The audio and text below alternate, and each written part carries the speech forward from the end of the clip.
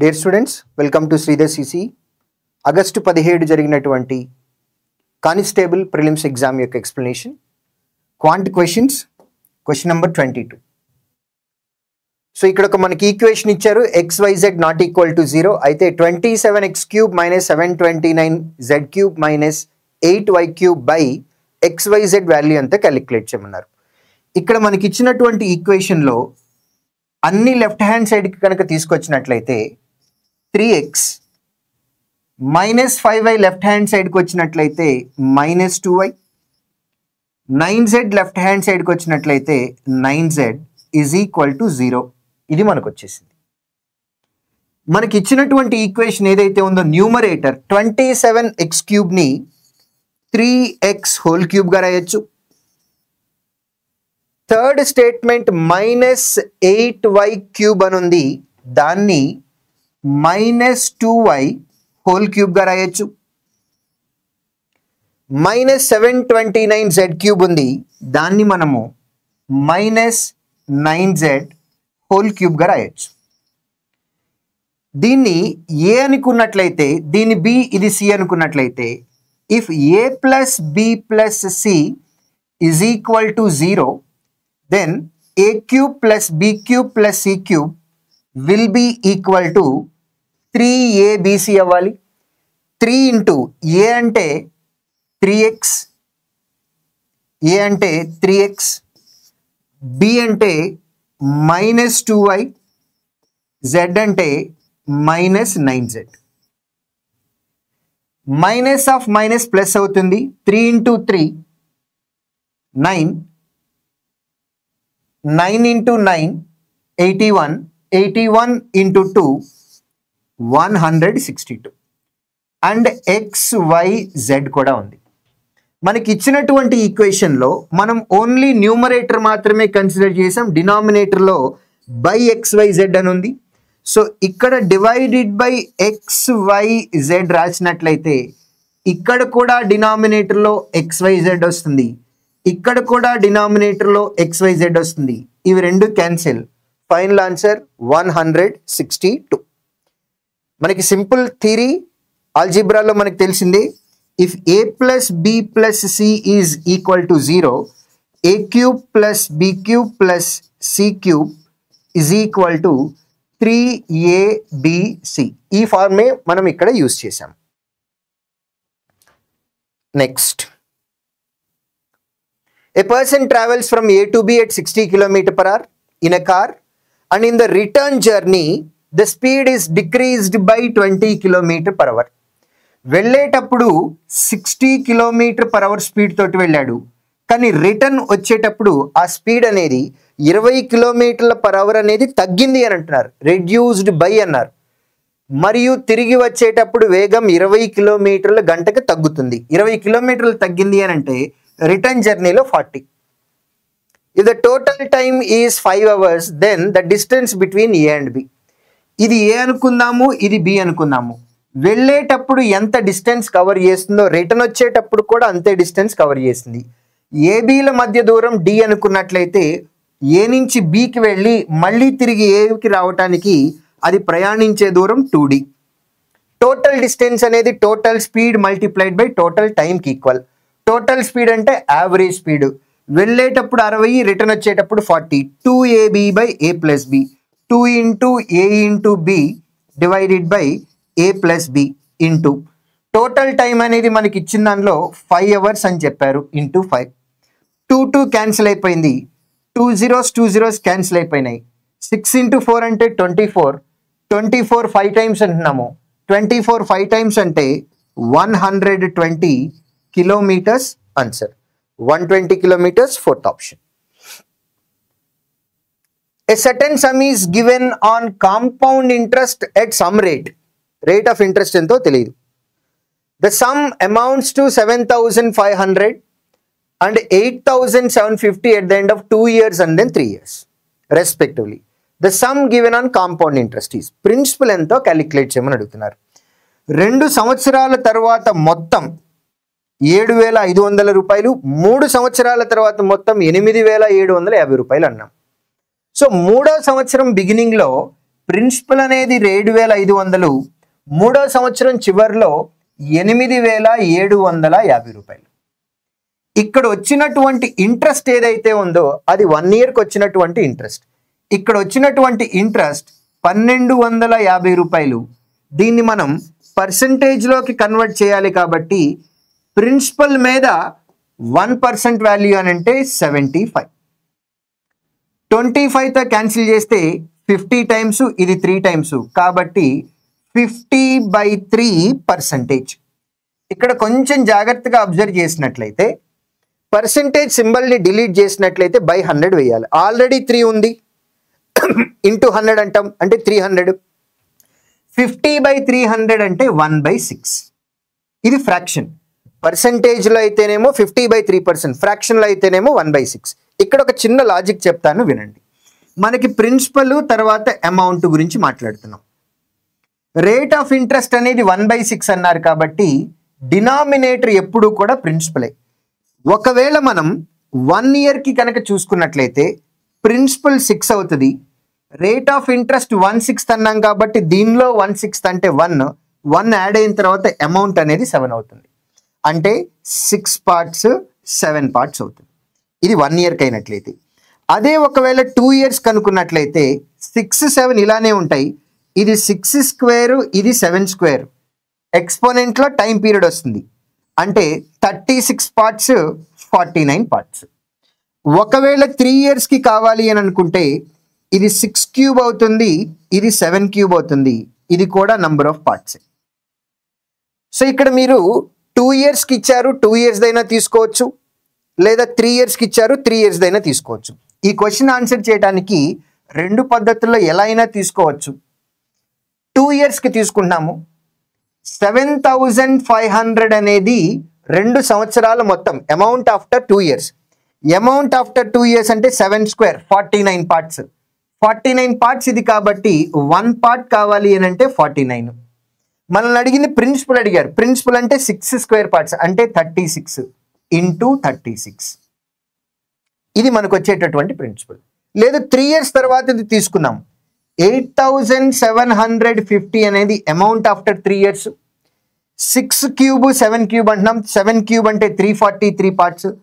1 part ఎంత అంటే divided by 343. Principal అంటే 6 క్యూబ్ అంటున్నాము అంటే 216.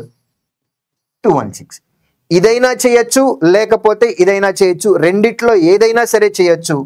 ఏది చేసినా సరే మనకి ఒకటే ఆన్సర్ వస్తుంది, 5510.2. Second option is our answer. Next, a pipe can fill a tank in 6 hours and then another pipe in 8 hours. But a third pipe can empty the full tank in 3 hours. So మనకి మొత్తం 3 ట్యాప్లు ఉన్నాయి, ABC అని అనుకుందాము. First 2 inlet pipes అంటే ఆ 2 fill చేస్తాయి. మూడోది outlet pipe 3 గంటల్లో తీసేస్తాయి. The first 2 taps are kept open for 2 hours and then third pipe is also opened. Then the time taken to empty the tank is. LCM తీసుకున్నట్లయితే 24 parts అవుతుంది total tank capacity. ఏ అనేది 4 units చేస్తుంది, B అనేది 3 units చేస్తుంది, C అనేది 8 units తీసేస్తుంది. ఇనీషియల్గా మనకి మొదటి 2 ట్యాప్లను మాత్రమే ఓపెన్ చేశారు. అలా 2 గంటలు ఓపెన్ చేశారు. 1 గంటలో 7 యూనిట్లు ఫిల్ చేస్తాయి 2 కలిపి ఏబి. అదే 2 గంటలు అయినట్లయితే కనుక 14 యూనిట్లు ఫిల్ చేసినాయి. ఇదేమో టోటల్ ట్యాంక్ కెపాసిటీ. దీంతో పని లేదు. ఇప్పుడు దీన్ని పక్కన పెడదాం. ఏబి 2 ఓపెన్ చేసినట్లయితే గంటకి 7 యూనిట్లు చేస్తాయి. అలా 2 గంటలు ఓపెన్ చేశారు కాబట్టి 14 యూనిట్లు ఓపెన్ అయ్యాయి. ఇప్పుడు 2 గంటల తర్వాత థర్డ్ పైపును కూడా ఓపెన్ చేసాము అని అంటున్నాం. 3 ఓపెన్ చేసినట్లయితే కనుక 7 యూనిట్లు పాజిటివ్, 8 యూనిట్లు నెగిటివ్. 3 ఓపెన్ చేసినట్లయితే ప్రతి గంటకి 1 యూనిట్ బయటికి వెళ్ళిపోతూ ఉంటుంది. So time taken to empty the tank. Empty చేయాలి అని అంటే ఇప్పుడు మన ట్యాంక్లో ఎన్ని వాటర్ అయితే ఉన్నాయో అవన్నీ బయటకు పోవాలి. 3 ఓపెన్ చేస్తే 1 యూనిట్ బయటకు వెళ్తుంది కాబట్టి అలా 14 యూనిట్స్ బయటకు వెళ్ళటానికి 14 అవర్స్ టైం కావాలి. Third option answer. Next, a well with 10 meters inside a diameter is dug 5 meters deep. Soil is taken out and it has been evenly spread all around it with a width of 15 meters to form an embankment. Find the height of the embankment. ఇది last వీకెండ్లో కూడా similar question వచ్చిందండి. ఒక బావి లోపలి వ్యాసం 10 మీటర్లు, దానిని 5 మీటర్ల లోతు తవ్వారు. దాని నుండి తీసిన మట్టిని దాని చుట్టూ 18 మీటర్ల వెడల్పుతో సమానంగా పరిచినట్లయితే ఒక గట్టు ఏర్పరిచారు. ఆ గట్టు యొక్క ఎత్తు ఎంత అని అడుగుతున్నారు. ఓకే, ఇది మన దగ్గర ఉన్నటువంటి వెల్ అండి. ఈ వెల్ అనేది ఎప్పుడు ఇట్లా సిలిండర్ షేప్లోనే కదా మనం తీసుకునేది. ఒక వెల్ తవ్విన తర్వాత అందులో నుంచి వచ్చినటువంటి మట్టి మొత్తాన్ని ఈ వెల్ చుట్టూరు కూడా 15 మీటర్ల వెడల్పుతోటి మనం ఒక గట్టులాగా ఫామ్ చేసాం. సో ఈ షేడెడ్ రీజియన్ ఏదైతే ఉందో అదే గట్టు. ఆ గట్టు యొక్క ఎత్తు ఎంత అని అడుగుతున్నారు. ఇప్పుడు గట్టు ఏదైతే ఉందో దానికి ఉండేటటువంటి వాల్యూమ్ అనేది ఇక్కడ మనకి వెల్ తీసినప్పుడు ఏదైతే ఉందో ఈ వెల్ యొక్క వాల్యూమ్కి ఈక్వల్ అవ్వాలి. సో బయట గట్టు ఏదైతే ఉందో ఇది కూడా సిలిండర్ షేప్లోనే ఉంటుంది. కాకపోతే గట్టు అని అంటున్నాం కాబట్టి ఇందులో మనం ఈ పర్టిక్యులర్ షేడెడ్ రీజియన్లో మాత్రమే మనము మట్టి ఏర్పరుస్తున్నాం. కాబట్టి వెల్ ఏదైతే ఉందో బావి యొక్క వ్యాసం అనేది మనకి 10 మీటర్లు అన్నారు. వ్యాసార్థం అంటే 5 మీటర్లే అవుతుంది. రేడియస్ 5. ఇక్కడ బయట గట్టు యొక్క వ్యాసార్థం అనేది 15 అని చెప్పారు. సో ఇప్పుడు మనం మట్టేస్తుంది ఓన్లీ షేడెడ్ రీజియన్కే కాబట్టి outer cylinder area minus inner cylinder area వేయాలి. సిలిండర్ షేప్లోనే ఉంది కాబట్టి ఫస్ట్ మనం బావి తవ్వాం. బావి అనేది సిలిండర్ షేప్లో ఉంది. దాని యొక్క వాల్యూమ్ కావాలి. పై ఆర్ స్క్వేర్ హైట్ అనేది కూడా 5 అని చెప్పారు. ఇది బావిలో నుంచి మనం తోడినటువంటి మట్టి. దీనిని మనం ఒక గట్టులాగా ఏర్పరుస్తున్నాం కాబట్టి రెండు సిలిండర్ షేప్లోనే ఉంటాయి. Outer cylinder area volume minus inner cylinder volume వేయాలి. Volume formula pi r square h. Pi అనేది కామన్ గానే ఉంది, హైట్ కూడా కామన్ గానే ఉంది. అది తీసేద్దాం. తీసేసినట్లయితే R1 square minus R2 square వేయాలి. R1 అంటే అవుటర్ సర్కిల్ రేడియస్, R2 అంటే ఇన్నర్ సర్కిల్ రేడియస్. సో మీకు ఇంతకు ముందు ఇమేజ్ చూపించినప్పుడు ఇది మన బావి అని అనుకుంటే దాని వ్యాసార్థం 5. బయట ఉన్నటువంటి గట్టు యొక్క వ్యాసార్థం అనేది 15. సో బయట ఉన్నటువంటి సర్కిల్ యొక్క వ్యాసార్థం అని అంటే 20. సో R1 స్క్వేర్ అంటే 20 స్క్వేర్ మైనస్ R2 అంటే చిన్న సర్కిల్, దీని రేడియస్ 5 స్క్వేర్. ఇందులోనూ 5 స్క్వేర్, ఇందులోనూ 5 స్క్వేర్ ఉంది. అది కామన్ తీసినట్లయితే ఈ 5 స్క్వేర్తో క్యాన్సిల్ చేయొచ్చు. పై కూడా క్యాన్సిల్ చేయొచ్చు. లెఫ్ట్ హ్యాండ్ సైడ్ 5 ఉంది. ఇందులో నుంచి 5 స్క్వేర్ కామన్ తీసినట్లయితే మనకి 5 into 4 స్క్వేర్ ఉంటుంది. 4 స్క్వేర్ అంటే 16. 5 స్క్వేర్ కామన్ పోతే 1 అవుతుంది. ఈ వాల్యూ అనేది 15. 15 లెఫ్ట్ హ్యాండ్ సైడ్కి వచ్చినట్లయితే 5/15 that is equal to 1/3. Height is equal to 1/3. Fourth option answer. In a quadrilateral ABCD, the sum of angles of B and D is 90. Quadrilateral అంటే మనం rectangle తీసుకోవచ్చు, square తీసుకోవచ్చు, రాంబస్ తీసుకోవచ్చు, ఏదైనా తీసుకోవచ్చు. ఇంటర్నల్ యాంగిల్స్ యొక్క సమ్ అనేది 360 degrees ఉండాలి. ఆ ఉన్న 360 degreesలో ఇక్కడ ఆల్రెడీ 90 degrees ఉంది కాబట్టి మిగిలినటువంటి A అండ్ C వీటి యొక్క యాంగిల్ అనేది 270 డిగ్రీలు అవ్వాలి. అప్పుడే BD యొక్క యాంగిల్ 90, AC యాంగిల్ 270, ఆ రెండింటిని కలిపితే 360 అవుతుంది. Angle A and C are in the ratio 5:4. Angle C ఎంత అని అడుగుతున్నారు. AC మొత్తం 9 parts ఉన్నాయి, అందులో C 4 parts ఉన్నాయి. కాబట్టి C కావాలి అని అంటే 4 parts out of 9 parts among AC total 270. 9 30 times అవుతుంది. 4 into 30 అంటే 120 degrees. Third option answer. A train travels at an average speed of 120 km/h without stoppages, and with stoppages it crosses the same distance at an average speed of 90 km/h. How many minutes per hour does the train stop per hour? Okay, ఇక్కడ మనకి stoppage time అడిగారు. So stoppage time తీసుకున్నట్లయితే కనుక ఇది direct ఫార్ములానే ఉంది. Difference of speeds by maximum speed will give you stoppage time in hours. కానీ మనకి మినిట్స్లో అడిగారు కాబట్టి వచ్చిన అవర్స్ని మినిట్స్లో కన్వర్ట్ చేయడానికి into 60. Difference of speeds 30 km/h, maximum speed 120 into 60, 2 times 30/2, 15 minutes per hour. ప్రతి గంటలో 15 నిమిషాలు ఆగుతుంది. ప్రతి గంటకి 45 నిమిషాలు మాత్రమే జర్నీలో ఉంటుంది.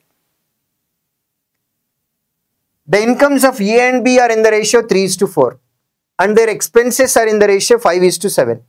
Difference between their incomes is 6,000. Income ratio 3:4 అన్నారండి, డిఫరెన్స్ ఏమో 6,000 అన్నారు. ఇక్కడ మనకి ఏబి అని ఇద్దరున్నారు. వీరి యొక్క income ratio 3:4, 3 parts 4 parts, difference 6,000. 1 part అనేది 6,000 కాబట్టి 3 parts అంటే 18,000, 4 parts అంటే 24,000. Next, if difference between their expenses is 5,000, expenditure ratio 5:7 అన్నారు. డిఫరెన్స్ 2 parts అది 5,000, 1 part అంటే 2,500. 5 parts కావాలి అని అంటే 5 into 2,500, 12,500 ఎక్స్పెండిచర్. 5,000 ఎక్స్ట్రా ఉండాలి కాబట్టి 17,500. ఇప్పుడు సేవింగ్స్ గురించి మనం అబ్జర్వ్ చేసినట్లయితే కనుక that is equal to 5,500 and here 6,500. 5,500, 6,500. What is the ratio between savings? Savings యొక్క రేషియో అడుగుతున్నారు. ఇక్కడ రేషియో కావాలి. 2 zeros క్యాన్సిల్ చేసేసినట్లయితే కనుక 5 11 times అవుతుంది, 5 13 times అవుతుంది. 11:13 is our answer. An arithmetic progression has 5 as its first term and the last term is 70. Sum of numbers is 225. Then common difference ఎంత అని అడుగుతున్నారు. ఓకే, ఇక్కడ ఎన్ని నంబర్స్ ఉన్నాయో తెలియదు, కానీ ఫస్ట్ నంబర్ తెలుసు, లాస్ట్ నంబర్ కూడా తెలుసు, 70. Some of first number and last number అని అంటే ఇది ఏ అనుకుందాము, నెక్స్ట్ ఇది A+D, ఆ తర్వాత A+2D, A+3D, A+4D ఇలా వెళ్తాయి. ఫస్ట్ అండ్ లాస్ట్ నంబర్స్ ఏవైతే ఉన్నాయో some of first and last that is equal to 75. Some of 2 numbers అనేది ఇక్కడ మన దగ్గర 2 నంబర్స్ కనుక ఉన్నట్లయితే some 75. Some of all the numbers 225 అన్నాం కాబట్టి మన దగ్గర ఉన్నవి 6 నంబర్స్ ఉన్నాయి. 6 నంబర్స్ ఉన్నాయి అని అంటే అందులో 5 డిఫరెన్సెస్ ఉన్నట్లు. మన దగ్గర 2 నంబర్స్ ఉన్నట్లయితే కనుక డిఫరెన్స్ ఒకటే ఉంటుంది. 3 నంబర్స్ ఉన్నట్లయితే 2 డిఫరెన్సెస్ ఉంటాయి. అలా 6 నంబర్స్ ఉన్నాయి అని అంటే 5 డిఫరెన్సెస్ ఉన్నట్లు. ఫస్ట్ నెంబర్కి లాస్ట్ నెంబర్కి డిఫరెన్స్ చూసినట్లయితే 65. అలా 5 డిఫరెన్స్ ఉన్నాయి కాబట్టి ఈచ్ డిఫరెన్స్ ఎంత అంటే divided by 5 that is equal to 13. First option answer. A piece of work can be completed by ABC individually in 20, 30, 15 hours respectively. All the 3 worked for 5 hours, at which point of time C left the work. The time taken by the other 2 to complete the work in minutes. ABC ముగ్గురున్నారండి. ABC ముగ్గురు పని complete చేయడానికి 20 గంటలు, 30 గంటలు, 15 గంటలు time తీసుకుంటున్నారు. LCM అనేది 60. A 3 యూనిట్లు పనిచేస్తుంది, B 2 యూనిట్లు పనిచేస్తుంది, C 4 యూనిట్లు పనిచేస్తుంది. ముగ్గురు కలిసి స్టార్ట్ చేశారు. 5 గంటల తర్వాత C బయటికి వెళ్ళారు. ముగ్గురు కలిసి పనిచేసినట్లయితే కనుక 9 యూనిట్లు చేస్తారు. అలా 5 గంటలు చేశారు కాబట్టి 5 9 45 యూనిట్లు అయిపోయినాయి. ఇంకా 15 యూనిట్లు మిగిలి ఉన్నాయి. ఇప్పుడు C బయటికి వెళ్ళిపోయాడు. ABCలో C బయటికి వెళ్ళినట్లయితే కనుక AB ఇద్దరు ఉంటారు. AB ఇద్దరు కలిపి 5 యూనిట్లు పనిచేస్తారు. మిగిలిన 15 యూనిట్లని AB ఇద్దరు కలిపి ఎన్ని గంటల్లో చేస్తారు అని అంటే డివైడెడ్ బై 5 వేస్తాము. That is equal to 3 hours. కానీ మనకి వచ్చిన ఆన్సర్ గంటల్లో వచ్చింది, అడిగిన ఆన్సర్ నిమిషాల్లో అడిగారు. 3 hours అన్నా లేదా 180 నిమిషాలన్నా ఈక్వలే. 3 hours or 180 minutes, one and the same. 3 గంటలైనా లేదా 180 నిమిషాలైనా సరే. 180 నిమిషాలు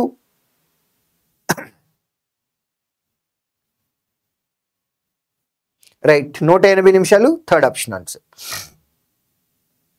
A person sold 4/5 of his articles at a profit of 20% and the rest of the articles at a profit of 25%.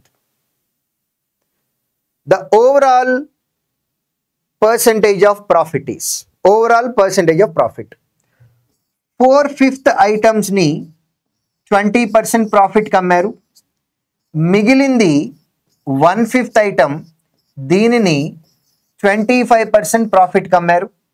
ఓవరాల్గా వచ్చిన ప్రాఫిట్ ఎంత అని అడిగారు కాబట్టి 5 4 టైమ్స్ అవుతుంది, 5 5 టైమ్స్ అవుతుంది.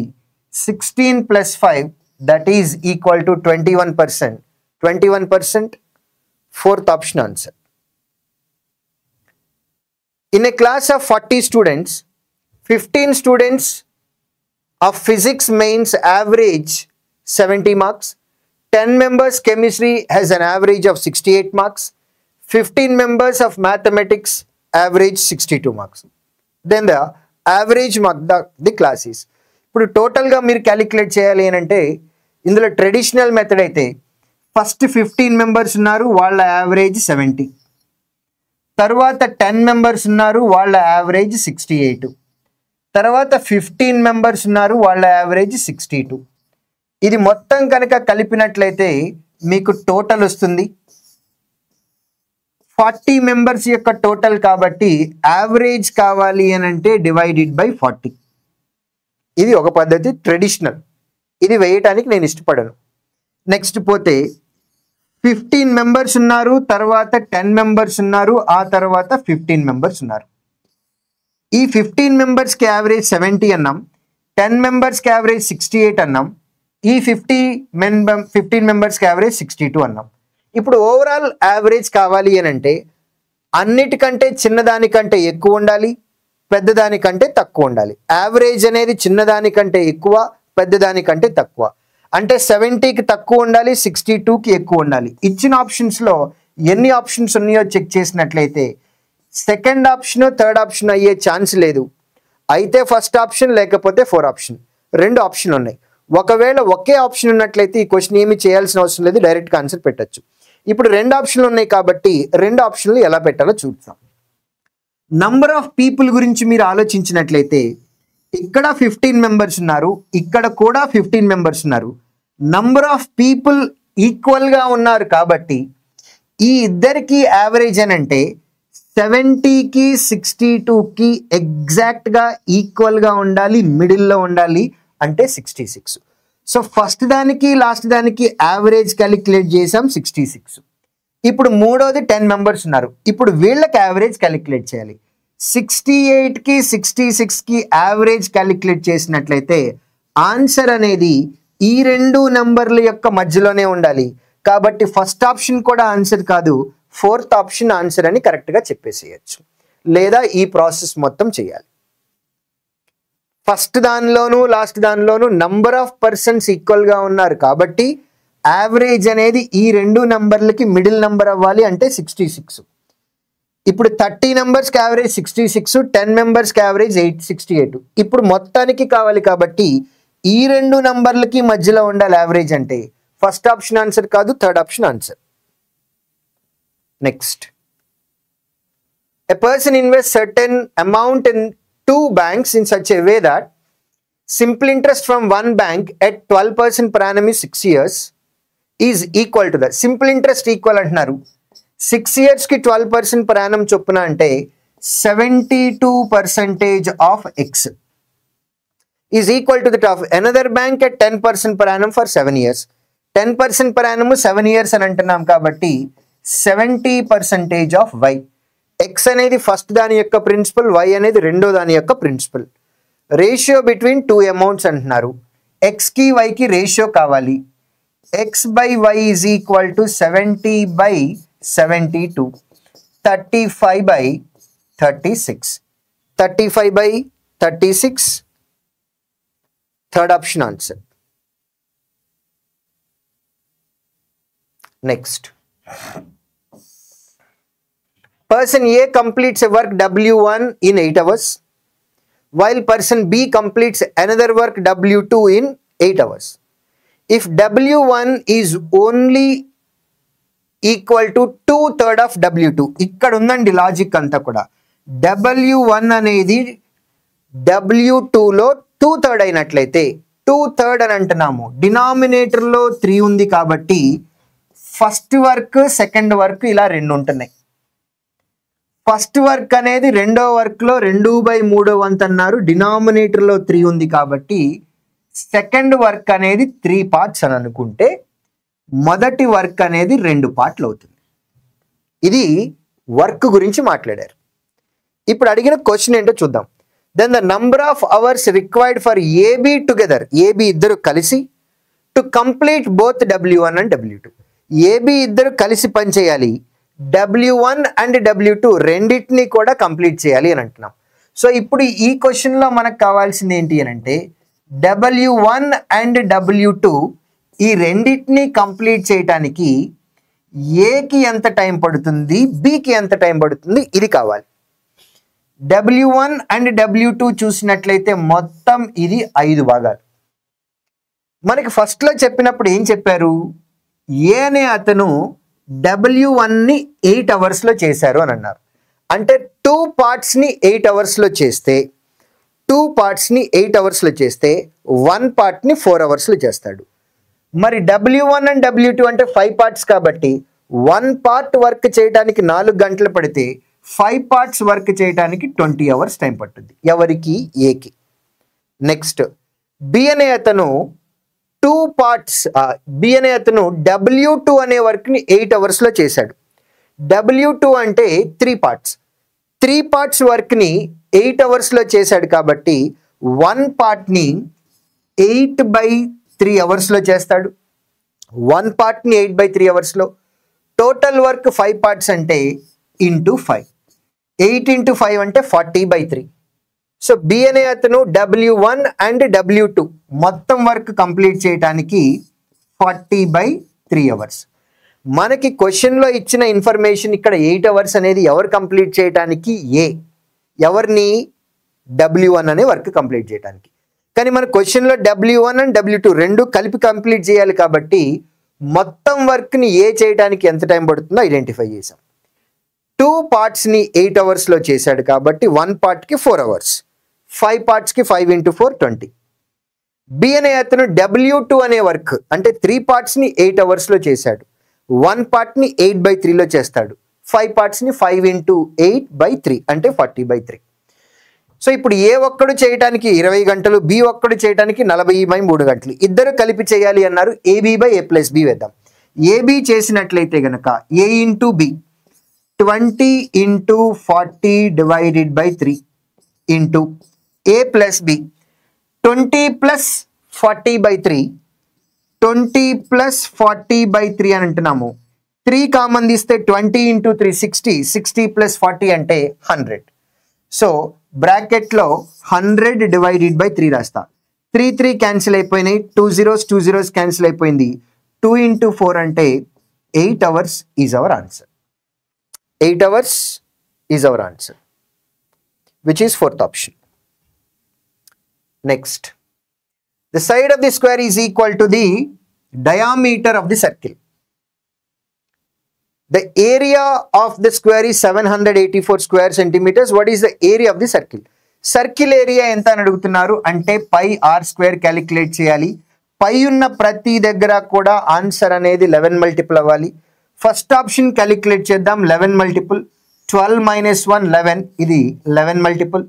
సెకండ్ ఆప్షన్ 10 - 1 9 కాదు, 8 - 1 కాదు, 14 - 1 కాదు. ఇచ్చిన ఆప్షన్స్లో 11 మల్టిపుల్ ఒకే ఒక ఆప్షన్ ఉంది, ఫస్ట్ ఆప్షన్, అదే మన ఆన్సర్.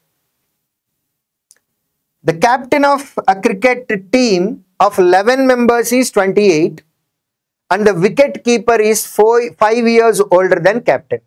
సో ఇక్కడ మన క్యాప్టెన్ ఉన్నాడు, తర్వాత వికెట్ కీపర్ ఉన్నాడు. క్యాప్టెన్ వయసు 28 సంవత్సరాలు, వికెట్ కీపర్ అనే అతను క్యాప్టెన్ కంటే 5 సంవత్సరాలు పెద్ద, అంటే 33 సంవత్సరాలు. ఇప్పటికి ఇద్దరు వచ్చారు మనకి. The average age of the remaining 9 members, మొత్తం 11 మందిలో కెప్టెన్ని వికెట్ కీపర్ని తీసివేసినట్లయితే మిగిలేది 9 మంది. ఆ 9 మంది యొక్క యావరేజ్ అనేది 1 year less than average age of the whole team. Average age of the whole team మొత్తం టీం కంటే 1 ఇయర్ తక్కువ అని చెప్తున్నారు. Then the average age of the whole team, మొత్తం టీం యొక్క యావరేజ్ ఎంతో మనల్ని క్యాలిక్యులేట్ చేయమని అడుగుతున్నారు. ఓకే, సో ఇక్కడ ఇచ్చిన క్వశ్చన్లో మీరు అబ్జర్వ్ చేసినట్లయితే మొత్తం మన దగ్గర 11 మెంబర్స్ ఉన్నారండి. ఇందులో ఒక పర్సన్ యొక్క ఏజ్ అనేది 28 అని తెలుసు, ఇంకొక పర్సన్ది 33 అని తెలుసు. ఇంకా మనకి గ్రూప్లో 9 మంది ఉన్నారు. ఈ 9 మెంబర్స్కి టోటల్ యావరేజ్ ఎక్స్ అనుకున్నట్లయితే గనక వి 9 మెంబర్స్ యావరేజ్ అనేది x-1 అని అంటున్నారు. అయితే ఎక్స్ వాల్యూ ఎంత క్యాలిక్యులేట్ చేయమంటున్నారు. టోటల్ యావరేజ్ కంటే ఈ 9 మందికి 1 తక్కువ ఉంది అని అంటున్నారు. దీన్నే మనం ఇంకొక రివర్స్ కేసులో గనక మనం ఆలోచించినట్లయితే ఇక్కడ ఆల్రెడీ 9 మంది ఉన్నారు, వీళ్ళ యావరేజ్ x-1, వీళ్ళకి ఇంకొక ఇద్దరిని గనక మనం ఈ గ్రూప్లో జాయిన్ చేసినట్లయితే టోటల్ యావరేజ్ అనేది 1 పెరిగింది అని అంటున్నాం. సో ఇనీషియల్గా మనకున్నటువంటి గ్రూప్ యొక్క యావరేజ్ x-1, ఈ పర్సన్ వెయిట్ x-1, ఈ పర్సన్ యొక్క ఏజ్ కూడా x-1, అంటే వీళ్ళ ఇద్దరి యొక్క ఏజెస్ అనేవి 2x-2 అయినట్లయితే గనక ఒక్కొక్కరిది ఇక్కడ x-1 ఉంది, ఇద్దరిని ఇంక్లూడ్ చేస్తున్నాం, వీడిది x-1 ప్లస్ వీడిది కూడా x-1 ఉన్నట్లయితే యావరేజ్ అనేది సేమే ఉంటుంది, x-1. ఒక్కొక్కడికి x-1 అంటే ఈ ఇద్దరిది కలిపితే 2x-2 అవ్వాలి. సమ్ గురించి మాట్లాడుతున్నాం. అప్పుడు ఓవరాల్ యావరేజ్ అనేది x-1 ఉండాలి. కానీ మనకి ఎంత అయింది? x అయింది. అంటే యావరేజ్ 1 పెరిగింది. అలా ఎంతమందికి పెరిగింది? 11 మందికి పెరిగింది. కాబట్టి టోటల్ ఎంత పెరిగింది అంటే +11 పెరిగింది. ఇది ఎవరి వల్ల? ఈ ఇద్దరి వల్ల.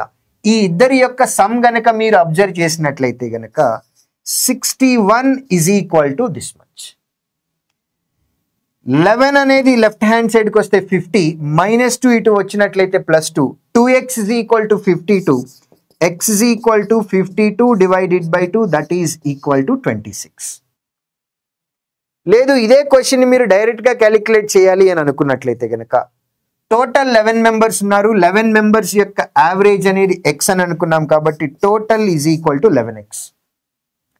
9 మెంబర్స్ ఉన్నారు, ఆ 9 మెంబర్స్ యొక్క యావరేజ్ x-1 ప్లస్ ఇంకొక ఇద్దరు ఉన్నారు, ఆ ఇద్దరి సమ్ అనేది 61. 9x లెఫ్ట్ హ్యాండ్ సైడ్కి వచ్చినట్లయితే కనుక 2x అవుతుంది, -9, 61 -9 అంటే 52, దీని నుంచి x = 26. ఇదైనా చేయొచ్చు లేదా ఇదైనా చేయొచ్చు, ఏదైనా కానీ మీ ఇష్టం. Next,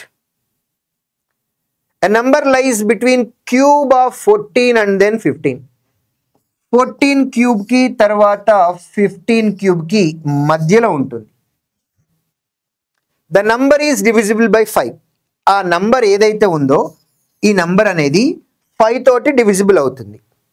as well as square of 15, 15 యొక్క స్క్వేర్ తో కూడా డివిజిబుల్ అవుతుంది అని అంటున్నాం. ఈ నంబర్ని 15 స్క్వేర్ తోటి కూడా డివిజిబుల్ అని అంటున్నాం కాబట్టి 15 స్క్వేర్ అంటే 3 స్క్వేర్ ఇంటూ 5 స్క్వేర్ అని కూడా అనొచ్చు. సో ఇక్కడ ఉండేటటువంటి నంబర్ 3 స్క్వేర్ తోటి డివైడ్ అవ్వాలి, 5 స్క్వేర్ తో కూడా డివైడ్ అవ్వాలి. Find the number. అయితే ఆ నెంబర్ ఎంత అన్నాం. దీన్ని 14 క్యూబ్ కి 15 క్యూబ్ కి ఐడెంటిఫై చేసి దానిలో 225 మల్టిపుల్ క్యాలిక్యులేట్ చేయటం కన్నా ఇచ్చిన ఆప్షన్లో ఏది ఉందో చెక్ చేయటం బెటర్. ఈ నంబర్ అనేది 15 స్క్వేర్ తో డివిజిబుల్ అవ్వాలి అని అంటే 3 స్క్వేర్ తో డివిజిబుల్ అవ్వాలి, అంటే 9 తో డివిజిబుల్ అవ్వాలి, 5 స్క్వేర్ తో కూడా డివిజిబుల్ అవ్వాలి. ఒక నంబర్ 5 స్క్వేర్ తో డివిజిబుల్ అవ్వాలి అని అంటే లాస్ట్ 2 డిజిట్స్ అనేవి 25 కానీ లేదా 50 కానీ లేదా 75 కానీ లేదా 2 zeros కానీ మాత్రమే ఉండాలి. ఒక నంబర్ 25 తో మల్టిపుల్ అవ్వాలి అని అంటే లాస్ట్ 2 డిజిట్స్లో 25, 50, 75, 2 zeros ఇది మాత్రమే ఉండాలి. ఇది 75తో ఎండ్ అవుతుంది, పాసిబిలిటీ. ఇది 20తో ఎండ్ అవుతుంది, ఇది అవ్వదు. ఇది 25తో ఎండ్ అవుతుంది, అది పాసిబుల్. 60తో ఎండ్ అవుతుంది, ఇది కాదు. సో ఇప్పుడు 5 స్క్వేర్తో డివిజిబుల్ అవ్వాలి అని అంటే ఎయిదర్ ఫస్ట్ ఆప్షన్ లేదా థర్డ్ ఆప్షన్. నెక్స్ట్ ఇక్కడ ఉండేటటువంటి నంబర్ 3 స్క్వేర్ తోటి కూడా డివిజిబుల్ అవ్వాలి అని అన్నారు. అంటే 9తో డివిజిబుల్ అవ్వాలి. 9తో డివిజిబుల్ అవ్వాలి అని అంటే సమ్ ఆఫ్ డిజిట్స్ అనేది 9తో డివిజిబుల్ అవ్వాలి. సమ్ ఆఫ్ డిజిట్స్ చూసినట్లయితే 2 + 8 10, 7 + 5 12, 10 + 12 22. 22 అనేది 9తో డివిజిబుల్ అవ్వదు. 29, 25 అనేది 9తో డివిజిబుల్ అవుతుంది. అదేవిధంగా 5 స్క్వేర్ 25తో కూడా డివిజిబుల్ అవుతుంది. థర్డ్ ఆప్షన్ మన answer. The rate of income tax is reduced to 17.5% from 20%. 20% కట్టాల్సినటువంటి income tax అనేది తగ్గి 17.5% అయింది. అంటే ఎంత పర్సెంట్ తగ్గింది? 2.5% తగ్గింది. మనకి తగ్గినటువంటి 2.5% ఇన్కమ్ ట్యాక్స్ ఏదైతే ఉందో దానివల్ల మన సేవింగ్స్ అనేది పెరుగుతుంది. మనం కట్టాల్సిన దానికంటే తక్కువ కడుతున్నామంటే మనకి మిగిలేది ఎక్కువ. If a person has a taxable income of 3,60,000, ఒక మనిషి 3,60,000 మీద ట్యాక్స్ కట్టాలైతే ద ట్యాక్స్ బెనిఫిట్ ఎంత? ఇంతకు ముందు అయితే 20% కట్టాలి, ఇప్పుడైతేనేమో 17.5% కడితే సరిపోతుంది. బెనిఫిట్ అనేది 2.5%. 2.5% అంటే 10% by 4 అనొచ్చు. 3,60,000లో 10% అంటే 36,000 అవుతుంది. మనకి 2.5% కావాలి కాబట్టి 10% by 4 అంటున్నాము. అంటే 9,000 ఈజ్ అవర్ ఆన్సర్. మనం కట్టాల్సినటువంటి ట్యాక్స్లో మనకు వచ్చినటువంటి బెనిఫిట్ అనేది 9,000 రూపాయల benefit. 2.5% of 3,60,000. Among 1,300 boys and 700 girls who have appeared for the exam, 45% of boys, 35% of girls passed the exam. Exam pass అయిన వాళ్ళు. The failed percentage of the total is. Failure percentage ఎంత అని అన్నారు. Okay, failure percentage అన్నారు కాబట్టి బాయ్స్లో 45% pass అయ్యారంటే 55% fail అయ్యారు. 55% అంటే 15 into 1% 13. గర్ల్స్లో 35% పాస్ అయ్యారు అని అంటే 65% ఫెయిల్ అయ్యారు. 65 into 1% ఆఫ్ గర్ల్స్ 7.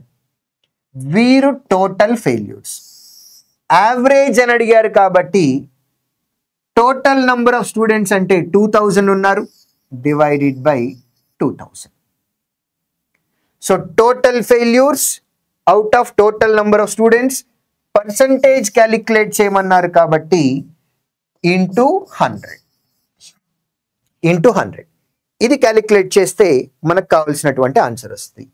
రెండవ పద్ధతి అలిగేషన్ వేయొచ్చు దీనికి. మనకి ఇక్కడ బాయ్స్ యావరేజ్, ఇక్కడ గర్ల్స్ యావరేజ్, ఇది టోటల్ యావరేజ్. అలిగేషన్ వేసినట్లయితే బాయ్స్కి గర్ల్స్కి రేషియో వస్తుంది. బాయ్స్ గర్ల్స్ అని అనుకుంటున్నాము. బాయ్స్ 1,300, గర్ల్స్ 700 అంటే రేషియో 13:7. అంటే ఇది 13 parts, ఇది 7 parts అవుతుంది. ఇక్కడ ఫెయిల్యూర్ పర్సంటేజ్ అని అడిగారు కాబట్టి బాయ్స్లో ఫెయిల్యూర్ పర్సంటేజ్ అనేది 55%. పాస్ అయింది 45 కాబట్టి ఫెయిల్ అయింది 55. గర్ల్స్లో పాస్ అయింది 35 కాబట్టి ఫెయిల్ అయింది 65. అలిగేషన్ రూల్ ప్రకారము difference of their failure percentage, ఈ రెండిటి యొక్క డిఫరెన్స్ అనేది సమ్ ఆఫ్ రేషియోకి ఈక్వల్ అవ్వాలి. రేషియోస్ యొక్క సమ్ తీసుకున్నట్లయితే 20 parts, ఇక్కడ పర్సంటేజ్లో డిఫరెన్స్ అనేది 10%. 10% అనేది 20 partsకి ఈక్వల్ అయితే ఈచ్ పార్ట్ అనేది 0.5%కి ఈక్వల్. 13 parts అంటే 6.5, 7 parts అంటే 3.5. ఈ రెండు నంబర్స్కి ఉండేటటువంటి డిఫరెన్స్ 3.5 అంటే ఇక్కడ వచ్చినటువంటి నంబర్ 58.5. ఈ రెండు నంబర్స్కి డిఫరెన్స్ 6.5. అబ్జర్వ్ చేసినట్లయితే ఈ రెండిటి యొక్క డిఫరెన్స్ కూడా 6.5. కాబట్టి టోటల్ ఫెయిల్యూర్ పర్సంటేజ్ అనేది 58.5%. Second option is our answer. లేదా ఇక్కడ ఉన్నటువంటిది క్యాలిక్యులేట్ చేయాలి, లేదా అలిగేషన్ వేయాలి. ఇందులో ఇంపార్టెంట్ పాయింట్ ఒక్కటే, difference of boys average and girls average, or boys failure percent and girls failure percent will be equal to sum of number of parts. ఈ ఒక్క పాయింట్ తెలిస్తే ఆన్సర్ అయిపోతుంది. నెక్స్ట్ ఇక్కడ మనకి మ్యాచింగ్ ఇచ్చారు క్వశ్చన్లో. మ్యాచింగ్ చూసుకున్నట్లయితే what percent of 60 is 12. Percentage అంటే is by of into 100. Is 12 of 60 అంటే 12/60 ఇంటూ 100. 1/5 ఇంటూ 100 అంటే 20%. 20% అంటే 1A అనేది సరిపోయింది. 1A మ్యాచ్ అయింది. 1A నేను ఆన్సర్ ఇక్కడ రాసిన 1 is equal to A. Next is by of 1/4 of 1/6 అని అంటున్నాం. 1/4 1/6 denominator and denominator comes to numerator into 100. 6/4 అంటే 1.5. 1.5 ఇంటూ 100 అంటే 150. 1.5 అంటే 150. 150 అనేది D. సో ఇక్కడ 2Dకి ఈక్వల్. మీరు ఆప్షన్స్లో చెక్ చేసినా సరే ఇక్కడితోటి ఆన్సర్ పెట్టే విధంగా లేదు. 1A అవ్వాలి. ఇక్కడ 1D ఉంది, ఫస్ట్ది కాదు. ఇక్కడ 1A ఉంది, 2D ఉంది. ఇక్కడ 1A ఉంది, 2C ఉంది. అంటే థర్డ్ ఆప్షన్ ఆన్సర్ అయ్యే ఛాన్స్ లేదు.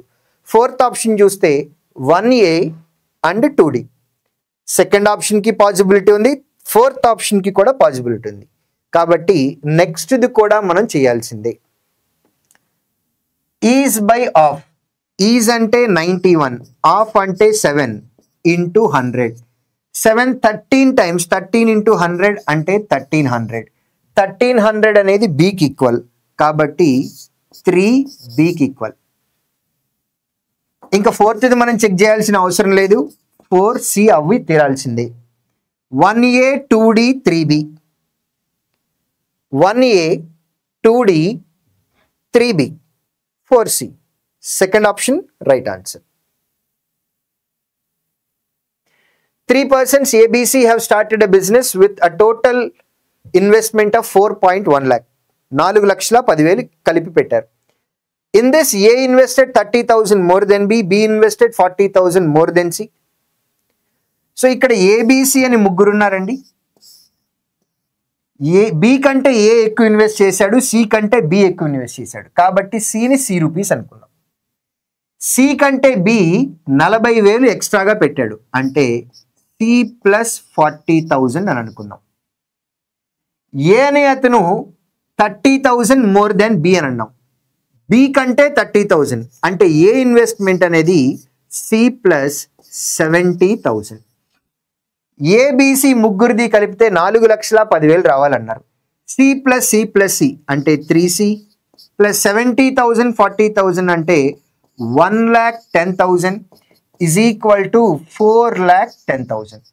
ఈ 1,10,000 అటు వెళ్తే 4,10,000లో నుంచి 1,10,000 పోతే 3 లక్షలు ఉంటుంది. 3 లక్షలు అనేది 3C. Then C is equal to 1 lakh. C అనేది 1 lakh వచ్చింది. దీన్ని మనం 1 lakh అని ఇలానే తీసుకుందాము.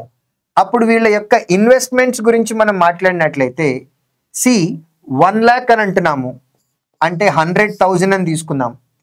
Plus 40,000 140,000 plus 70,000 170,000. 0 0 0 క్యాన్సిల్ చేసినట్లయితే ఇన్వెస్ట్మెంట్స్ రేషియో 17:14:10 అని చెప్పొచ్చు. If the share of B in the year end of profit is 28,000, B share 14 parts. 28,000 అనేది 14 parts కాబట్టి 1 part అంటే by 14. అడిగిన క్వశ్చన్ ఏంటి? Then the share of A is. A share అనేది 17 parts కాబట్టి into 17. 14 2,000 times into 17 that is equal to 34,000. Second option answer. Next. A sum of 5,200 is divided among P, Q, R S such that P by Q, Q by R, Q by R by S is equal to 2/3. So ఇక్కడ P by Q, Q by R, R by S is equal to 2:3. ప్రతి దగ్గర కూడా 2:3, 2:3, 2:3 ఉంది. అయినట్లయితే P share ఎంతో calculate చేయమని అడుగుతున్నారు. Okay, so ఇక్కడ ఫస్ట్ది లాస్ట్ సెకండ్ది కనుక మనం అబ్జర్వ్ చేసినట్లయితే క్యూ కామన్గా ఉంది. ఇక్కడ 3 పార్ట్స్, ఇక్కడ 2 పార్ట్స్, కాబట్టి ఈ రెండింటి నుంచి PQR రేషియో కావాలి అని అంటే ఫస్ట్ రేషియోని 2తో మల్టిప్లై చేస్తే ఇక్కడ 6 అవుతుంది. సెకండ్ రేషియోని 3తో మల్టిప్లై చేస్తే ఇక్కడ 6 అవుతుంది. 2తో మల్టిప్లై చేసినట్లయితే 4:6:9 అవుతుంది. ఇక్కడ PQR రేషియో ఉంది, ఇక్కడ R:S ఉంది. కామన్గా ఉన్నది R ఇక్కడ 9 పార్ట్స్, ఇక్కడ 2 పార్ట్స్, కాబట్టి దీన్ని 2తో మల్టిప్లై చేసినట్లయితే 8, 12, 18 అవుతుంది. దీన్ని 9తో మల్టిప్లై చేస్తే 18, 27 అవుతుంది. సో PQRS రేషియో ఇది. మొత్తం కలిపినట్లయితే 20 పార్ట్స్, 45 పార్ట్స్, 65 పార్ట్స్. మొత్తం మనకి ఇచ్చినటువంటి సమ్ 5,200 రూపాయలు.